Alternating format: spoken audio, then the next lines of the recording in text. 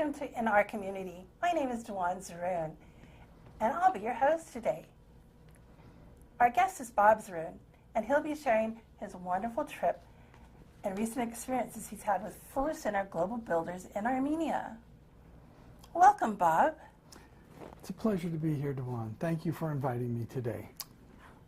My pleasure. Could you tell us about Armenia?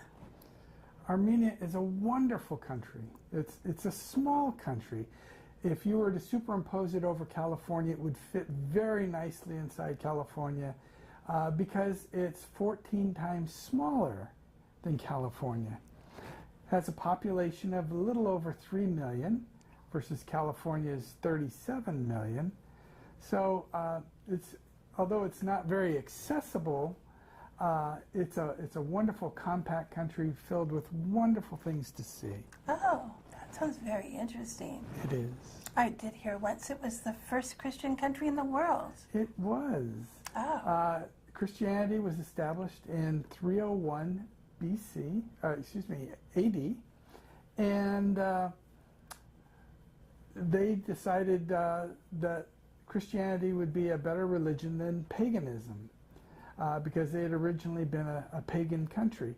And in fact, you can still go to a pagan temple in Armenia. There's still one there in Garni.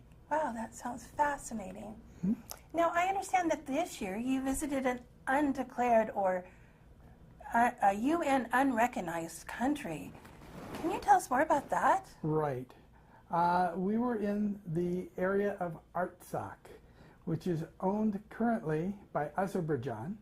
It is if you look on Google Maps, Artsakh is not listed because, as you said, it's an undeclared country. Oh. They're waiting for the UN to recognize it, and although it's 96% Armenian, it is owned by the Azerbaijans.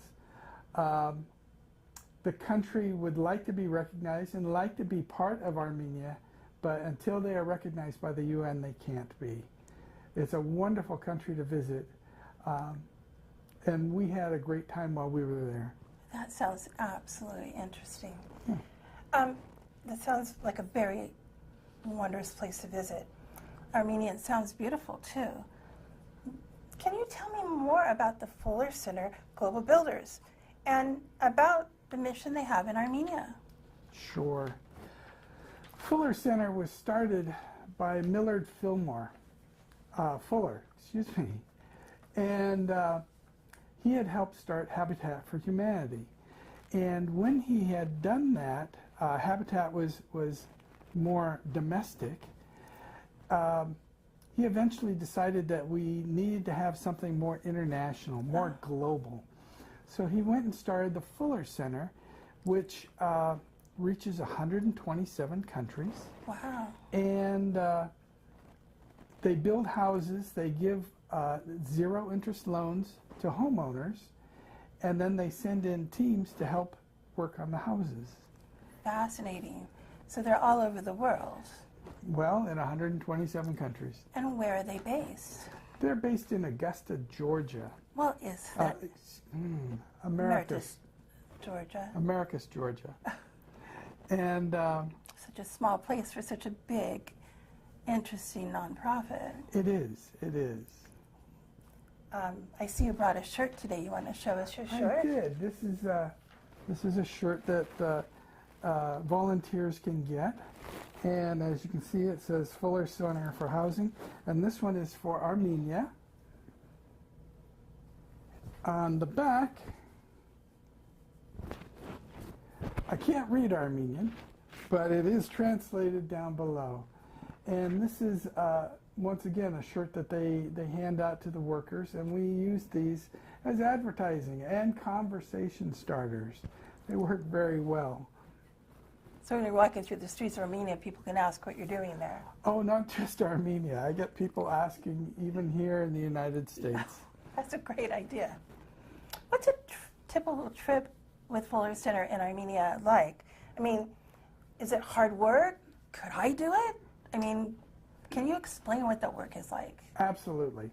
The trips are typically 2 weeks long, and you pay for the trip, you're also asked to bring a few tools, nothing major, and you go to Armenia, and then they have different places that the team leader has made a decision where they want to work. And we go in and have work days. We usually use a team. I've seen them as small as 5 and as big as 15. And the team goes in. You don't need any previous construction skills or contracting skills. You just need to be able to hand a bucket from one place to the other. We use a lot of cement bucket lines. We do sanding. We do painting. Things that are that just about anybody of any age can do. We've had young people as young as 15 and as old as 82. 82? Yes, we have a gentleman now that works harder than anybody else, and he's 82 years old. Oh, wow. Now, so anybody could do this, and they have work for any skill level, and it's just if I could pass a bucket or help in the kitchen or paint a room. That's pretty much it. We like to say that, you know, you can, if you're a body, you can help. And the thing is, for these people, if you have 15 people come in, you do 15 times the work that these people are doing by themselves. The last house we were at, the gentleman did all by himself, and so he really appreciated the fact that we came in and poured all the floors. Poured with cement? We put in rock, then we poured in dirt, and on top of that we put in cement. So we covered those floors 3 times. That's a lot of buckets. It is a lot of buckets. But many hands, I've heard, make light work. That's very true. Now, do they pick you up at the airport and put you up in a hotel and feed you? The price that you pay does not include your airfare. You need to find your own airfare. But it does include all your meals and your hotel stay. The hotel we stayed at supplied a breakfast for us every day. Meals were usually at the work site, and we did those. Food was brought in, and they helped at the site. They helped prepare it and get it ready, and we had volunteers do that as well. And then dinner, they took us out to dinner to various restaurants around the capital city of Yerevan. Oh, so this is all over Armenia, but you stayed in Yerevan. This particular trip, we stayed in Yerevan. There are housing projects up north, as far as the Lori region, and further down south. So it's really who you go with and where you want to work. You check the teams and find out where they're going, and you can sign up. If there's a particular place you want to visit, there's a way to do that. Well, it really sounds like this Yerevan is an interesting place. Very modern, is it? It is very modern, although it is celebrating 2,008-year-old anniversary this year. 2,800-year-old anniversary? 2,008 years old. 800-year-old anniversary. Okay. Wow. That's a long time to have a city. The city is very, very old, but it's very up to date. Now, they do have their problems, and they're trying to modernize.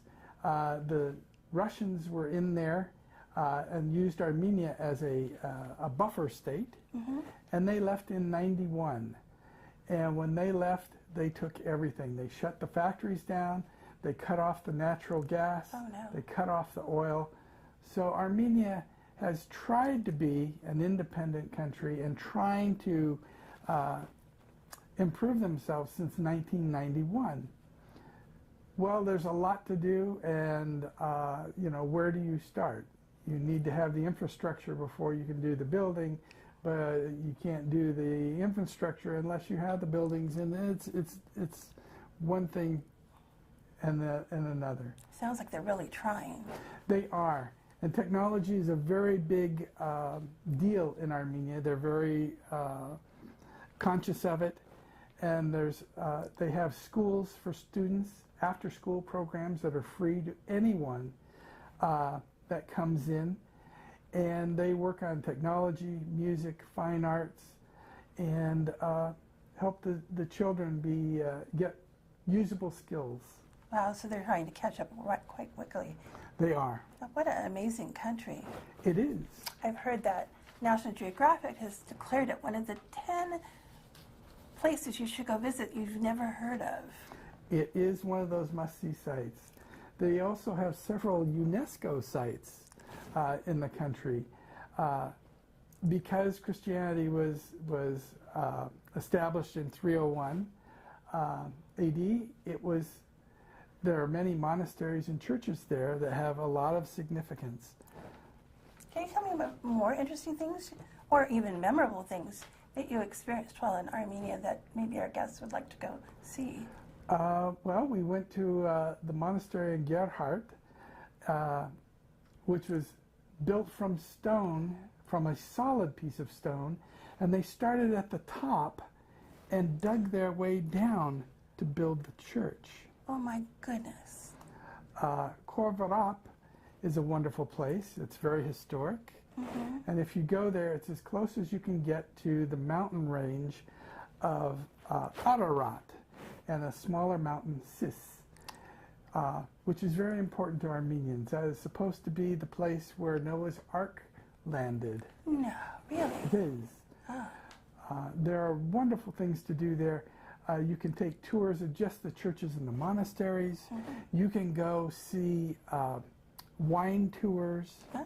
You can take tours of more of the pagan end.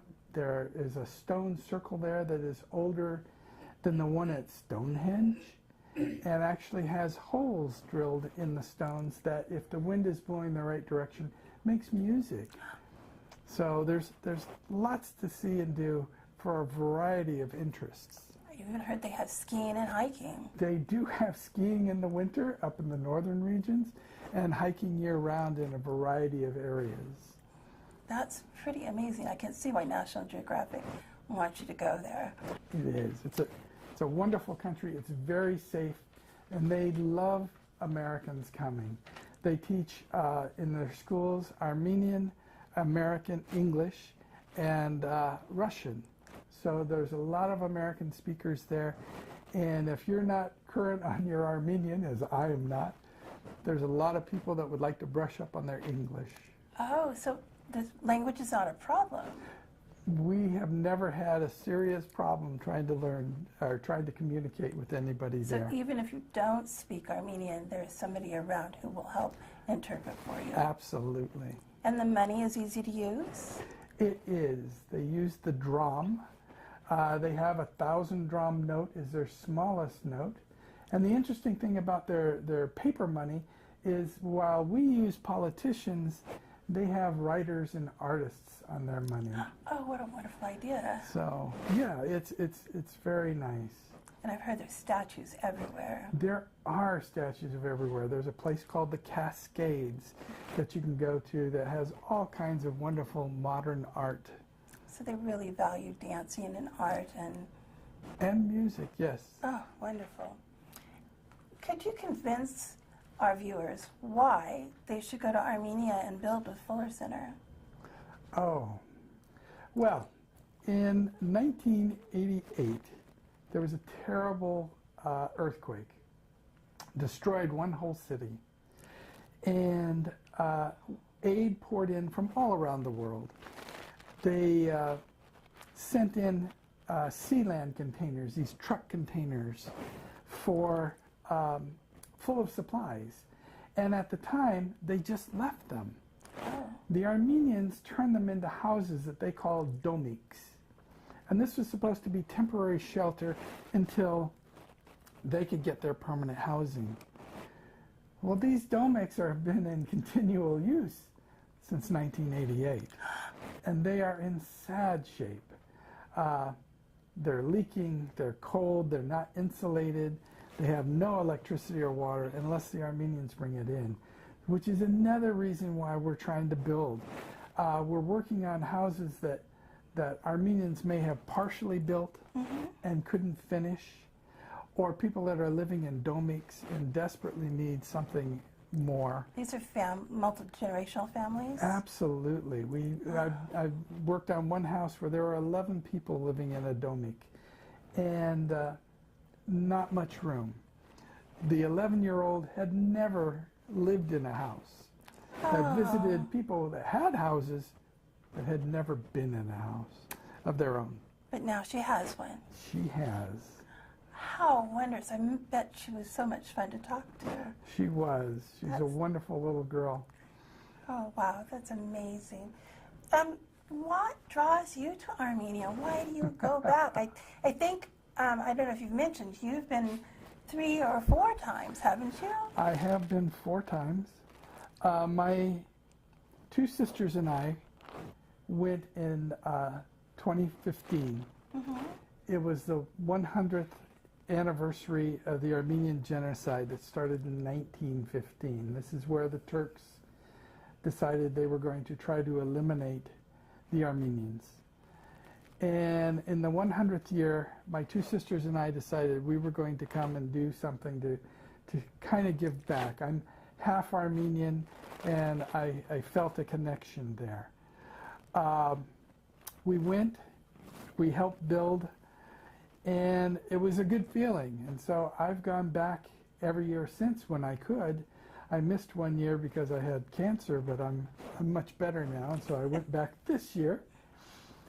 And actually this year I took one of my sisters back again, and we went and helped build another house. And it's a wonderful feeling.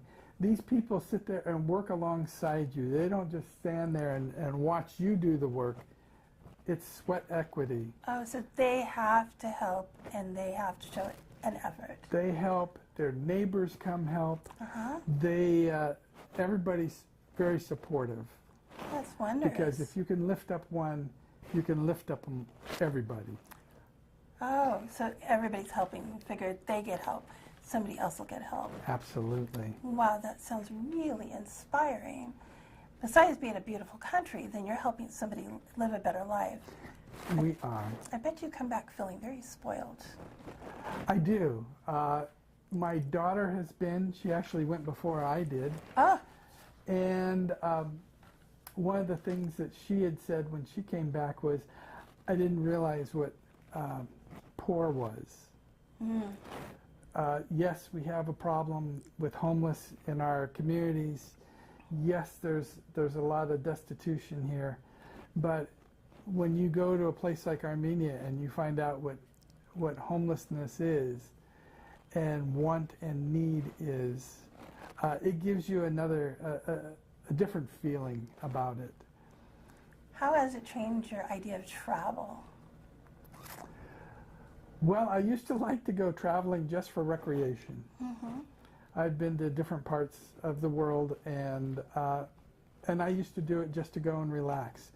Now, when I go, I feel I want to do something to give back to the area I'm at.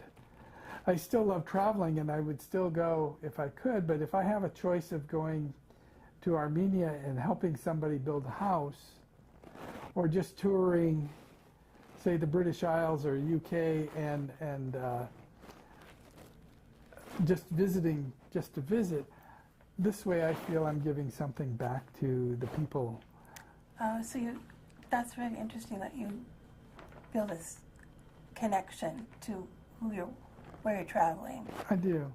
So when I go with Fuller, do they also tour you around and show you different places? Yes, we don't go there and start working the very first day until we leave. We do intersperse the days. You'll work for 2 days and take a day off. Oh. And during those times, you get to visit different things. We got to visit the statue of Mother Armenia, which is at Victory Park. Yeah. And we visited Korvarap, that I mentioned earlier. Different monasteries. Wow, that sounds really interesting. So they don't work you to death. You work a little bit, you play a little bit, you work a little bit. Absolutely. And I did hear the hotel has a pool. It did, and a workout room. How relaxing that was. So is Fuller Center based in Emeritus, Georgia? What other things does it have going on in the U.S.? They're actually working in the U.S., although they originally started out being a more global. Mm-hmm. When hurricanes came through, like Hurricane Katrina, originally that's what got them started working domestically and helping our own people rebuild houses because of natural disasters. So they've worked around the U.S., Indian reservations. They've worked on places where hurricanes and tornadoes have gone through. I did hear that. I think that they're working where those tornadoes in Alabama were this last spring. That's true. And they've That's very already true. built several houses to help those people. Built and rebuilt. Oh, that's amazing. Don't they have a bike ride that goes across the U.S. too? They do. Actually, my son and daughter-in-law participated in a bike-a-thon that went from the East Coast to the West Coast. It took them 3 months, and they would ride for a day or two and then stop for a day or two and work on houses, that prearranged places. And they'd worked in different communities and different housing projects. They didn't stay in hotels. They stayed in community centers and schools. And they stayed in churches, in basements, in school gymnasiums. talk about getting to know America. Yes, yes. That must have been quite the experience. It was. So how can our viewers in our community help Fuller Center? And one is volunteer, right? Absolutely. They can volunteer, and that's the real hands-on thing. If you don't feel that at this point in time you could travel, you can always raise funds, jogathons, marathons, GoFundMe pages. You can also fundraise, commercially. So there are all kinds of things you can do. You can also raise awareness, much like this program, going on and talking, or going to community meetings and talking there. Yeah, I find everybody knows Habitat for Humanity, but nobody's heard of Fuller Center. However, Fuller Center seems to have a more really intense reach all across the world. I did hear that they pair up with Heifer International so that some of the farmers in Armenia who are getting houses will then get bees or a cow or a goat to go with that to help with sustainable living. Absolutely. So they can volunteer, they can raise awareness, talk to people about it, fundraise about it. That's amazing. Do you have any final thoughts or interesting things you can tell us about Armenia? As I said, I've done some traveling, not a lot, but I have been traveling around the world. And one of the things I had noticed in Armenia is one Sunday we were walking down an alley, my two sisters and I, and a gentleman was in his backyard watering the lawn. And he walked up and he said, "I heard you speaking English. Are you American?" And we told him yes, we were. And he said, "Thank you for coming to my country." And he went back and started watering the lawn again. And I was just so appreciative of the fact that I'd never been to a country where anybody said, "Thank you for coming to visit me." They appreciated that. Wouldn't that be amazing if we could do that here in America? It would be. One of the things I wanted to mention too that I should have mentioned earlier is these loans that are given to the homeowners. When they're paid back, those are rolled over to supply other people, kind of like Heifer International, where you spread the wealth. So if you buy an animal, then you give the next offspring. So if you have a house, and that money goes to the next house and to the next house. Or bees, you divide the hive and that goes to somebody else. The same thing with the loans that are given. They get back to the company, and Fuller then turns around and donates that to somebody else to get their house in order. Wow, they really have this down. Did you make good friends with all of the people you never knew that you traveled with and built a house with? Did you? I've made lasting friendships. One good friend of mine, Charlie, who is the 82-year-old gentleman I mentioned before. We were roommates the very first year I went, and every year I go, we try to coordinate and get together. If nothing else, to spend a couple of days together and catch up. So you can make lifelong friends. It's a wonderful organization. And it takes a while to get there, but once you're over there, do you recommend staying a little bit and seeing more of the country? I've gotten to the point where I like to go a week early and come and stay a week later, so Wow. that we can enjoy the area. Like I said, we went to Artsakh. That was a before the work trip. Well, I bet that was lovely. It was. Thank you, Bob, for sharing all these wonderful insights and things I never even knew about before. Absolutely fascinating. So I wanted to tell you that the website, will have it on the trail end, is www.fcharmenia.org. There's a Facebook page for Fuller Center Armenia and for Fuller Center. They're on Twitter also, but all that information will be at the end of the podcast, the cast for you, the TV show. And I want to say thank you for coming in our community and learning about Armenia. It's been absolutely marvelous, Bob. Thank you for having me here today. Oh, my pleasure.